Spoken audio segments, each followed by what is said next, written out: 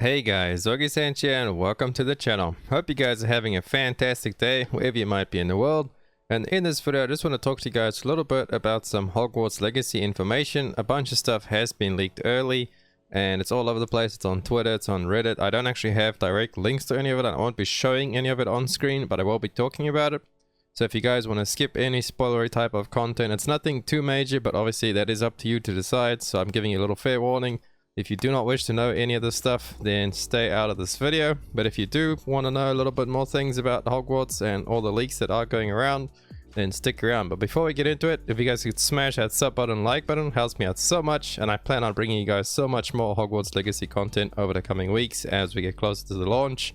And then afterwards as we get into it. Thank you guys so much for tuning in. Let's get on with the video. So the first thing we're going to talk about is map. The map has been reduced by almost 25%, so almost a quarter of the map has been reduced. Apparently the highland and the swamp areas have been cut out, so to say, but they are still in game. You just can't actually play them. They're not a playable area, so I'm guessing maybe we can fly past them. Maybe it's like an invisible barrier or something like that.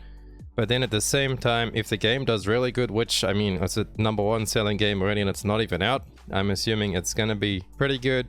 We might actually end up seeing them in DLC content later down the line, because I myself really like swampy kind of areas. I think it's pretty cool and airy, and there's a lot of stuff they can do with it. So I have to wait and see if they do actually add that back to the game. And then point number 2 is the length of the game has actually been leaked a little bit, and plus minus you're looking at about 70 hours of gameplay if you want 100% it, so do all the side quests and all that kind of stuff. So nothing like Witcher 3 crazy, but I mean 70 hours is quite a lengthy thing. And then about 35 hours if you're just going to focus on the main story. But then I do have another little spoiler for you guys that goes along with that, is you could technically times that by 4, because each house is going to have a little bit of a different main story. But then they will eventually come together after a lot of questing, and I believe they all come to the same conclusion. But how you get there is a little bit different. So each house will play a little bit differently, and then that obviously gives you the replayability of playing through each house to see what you can go and get. I myself will be playing through as a Hufflepuff on my first playthrough, and then I probably will do a Slytherin right after that, because I really like how the common room looks with a snake. Let me know down below in the comments what house you guys plan on playing first, and we'll see what everybody wants down there.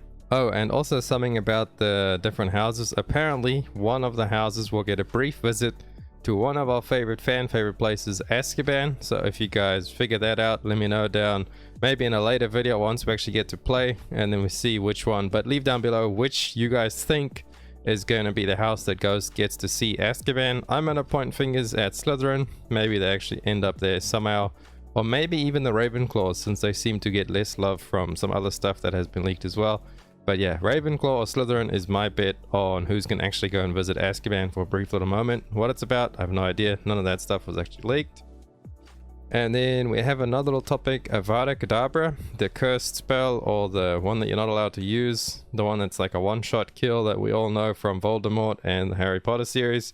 You all learn quite late in the game apparently with a side quest. You'll learn it much later on, so don't be expected to learn that pretty early in the game, running around and hitting it all over the place. But if you do pre-order and you get the Dark Arts Battle Arena, I believe you can actually learn it over there. Maybe you can use it earlier. All questions that will be answered once we actually get to play.